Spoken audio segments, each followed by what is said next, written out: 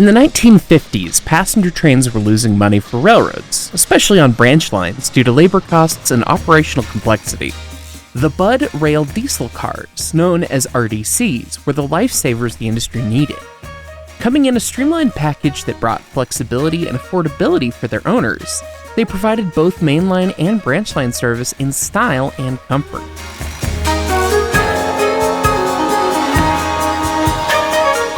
Though many of these survive in preservation around the US, I've somehow never traveled on one before. So while I was visiting the Reading and Northern Railroad to see Reading 2102, I thought it would be fun to see what makes these cars so impressive. What's up, guys? This is Heiss, and today we're going to be boarding RDCs from a flag stop here on the Reading and Northern. This is something I've never done, and I don't know much about RDCs, but today we're going to learn. This is wicked cool.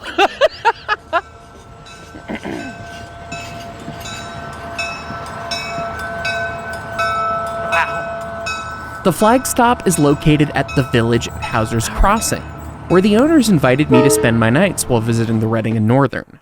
These multi-room cottages are very comfortable and, as a bonus for rail fans, situated right along the main line.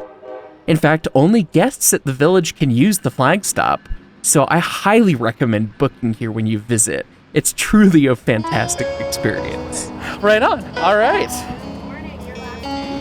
Huber, H-U-B-E-R. Excellent.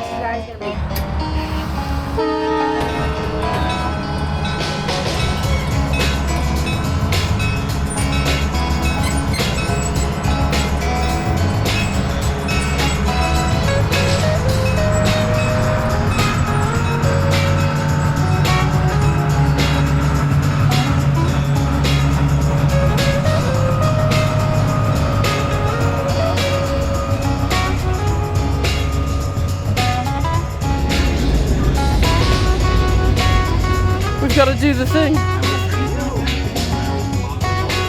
All right. Here's both of us.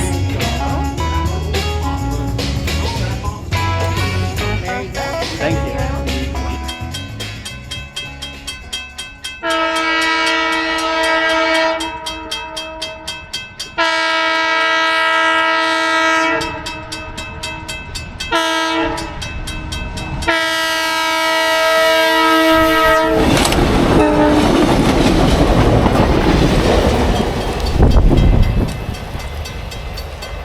Last time I rode in an RDC was never. This is the first for me. I'm very excited to kind of experience it. My knowledge of them is limited to it's a self-propelled rail car that's propelled by a diesel engine somehow. I guess we're gonna figure out the rest. My initial impression of it is that they're pretty nice. It's really comfortable, and I had no ideas that there was gonna be as many amenities and the kind of snack bar situation and a kind of cozy atmosphere in here. I was kind of expecting just a coach more or less, but this is kind of like a coach tavern kind of situation, and it's quite nice.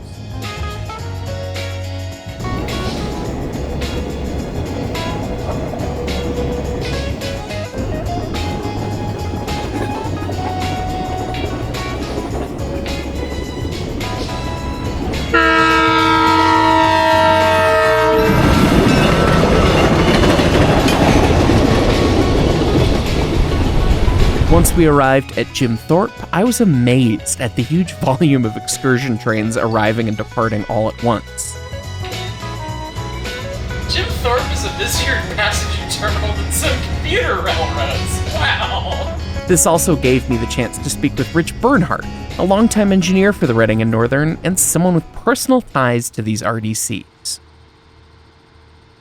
So Rich, I'm from out west, I'm out from Colorado, and I am an RDC newbie. I know that they are self-propelled passenger cars and not much more. So could you tell us a little bit of history about the 9168 and the 9166? So 9166 was a former Boston and Maine car. Okay. The Reading Company acquired two refreshment cars, that's a refreshment car, to use between Reading, PA and Reading Terminal, and then from Reading Terminal up to Newark, New Jersey. They had two trains that were called the Wall Street and Crusader trains, and that car was originally for that service. 9168 is a Reading Company car.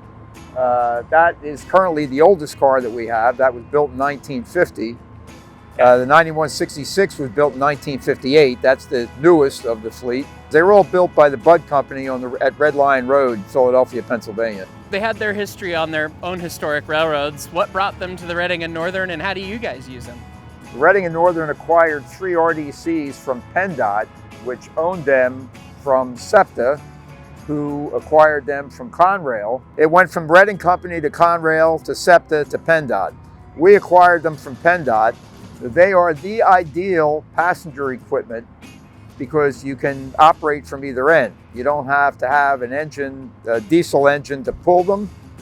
You don't have to run around the train to go in the opposite direction. The engineer just cuts out from this control stand on this end, goes to the control stand on the other end, and you have a bi-directional car that's self-propelled. It's the ideal piece of equipment for passenger service. No need for a Y, no need for a turntable. The moves are easy. That makes a ton of sense.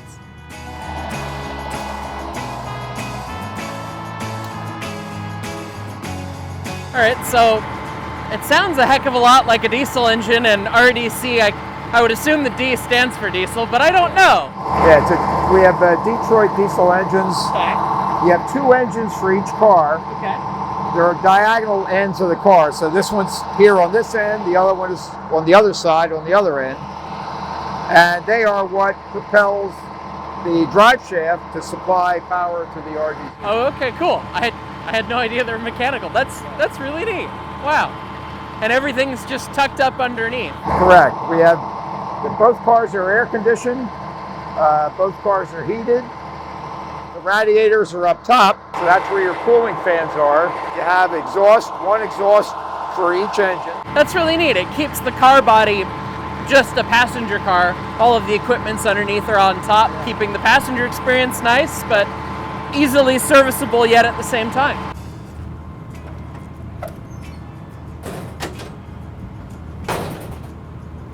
Now we're here in the operating compartment, or the cab of one of the RDCs. Right. The control stand looks nothing like what I'm used to. Could you talk us through it? All right, so this would be your reverser. Okay. That's forward, neutral, reverse. This is the throttle. Okay. And that's the brake.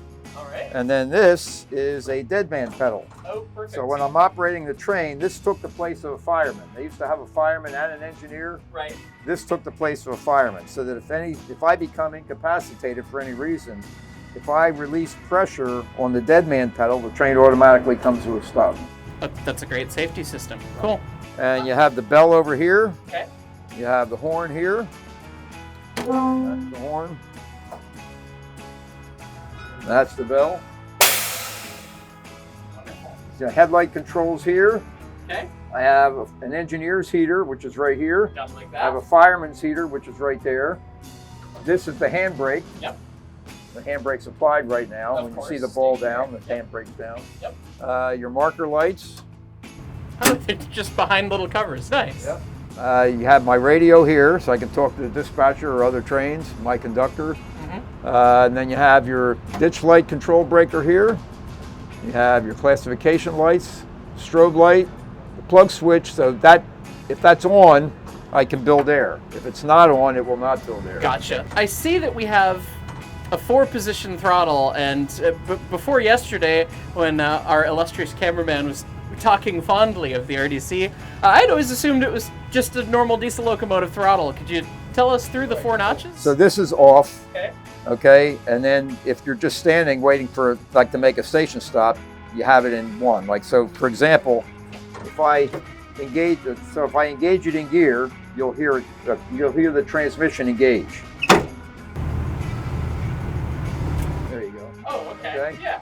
And then if I want to take power, then I go to notch 3, 4, etc. All the way up. So 4 is just highest power, and Right. 3 and 2 are just less. Right. And how would you say they handle? Like, how would you describe operating them? Very well. Compared to a conventional train? They are very easy to handle. They're very smooth. It's probably the smoothest riding passenger car on the market. I used to ride these as a kid from Reading Terminal up to Pottsville, and it was all I could do to try to stay awake because they like rock you to sleep. They're Literally. so smooth. So what does it mean to you, having ridden RDCs in your younger days, to now get to be an engineer operating one? it's kind of ironic. I mean, it's a thrill that the same cars that I rode as a young boy, I'm now operating as an engineer. So That must be pretty special. Yeah, that's awesome. I really enjoy it. Well, thank you so much time for no thank you, problem. Rich, so much for the time. We very much appreciated your expertise and Absolutely. showing us around today. Anytime. While we were in Jim Thorpe, we had the opportunity to ride on the railroad's Lehigh Gorge train. And what a better vantage point than from the caboose.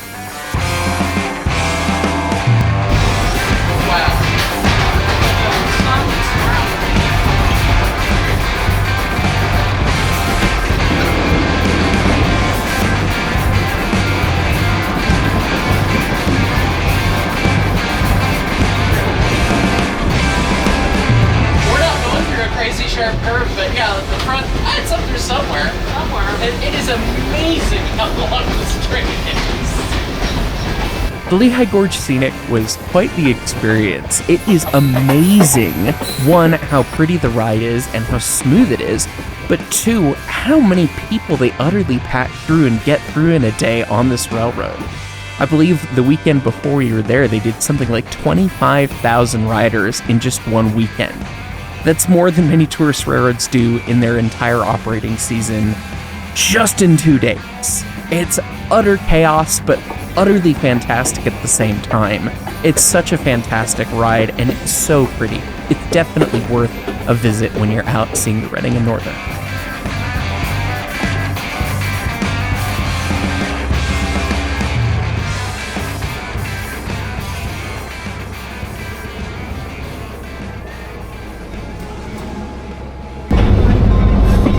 It's a zoo.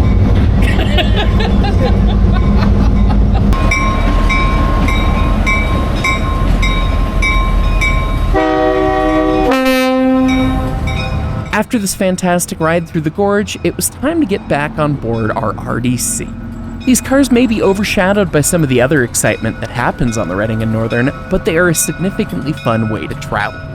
RDCs are really cool with the mechanical complexity that we discussed and realizing that they're just a truly mechanical setup.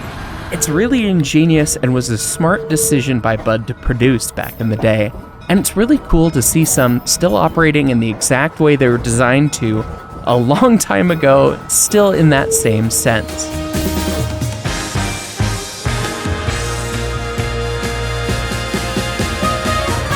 The Reading and Northern is just absolutely cool. It's railfan paradise, and getting to see the best of steam and the best of important niche diesels like the RDCs is just absolutely worth a trek out there. So make sure you go out and pay the railroad a visit when you can. Huge thanks to the folks at the Reading and Northern for giving us the tour and letting us come ride, and as well to the folks at Hauser's Crossing for a fantastic stay and experience. And honestly, that was one of the coolest parts of the whole weekend. Getting picked up at a flag stop in 2025? Yeah, that was pretty cool. As always, thank you so much for watching, and we'll catch y'all next time.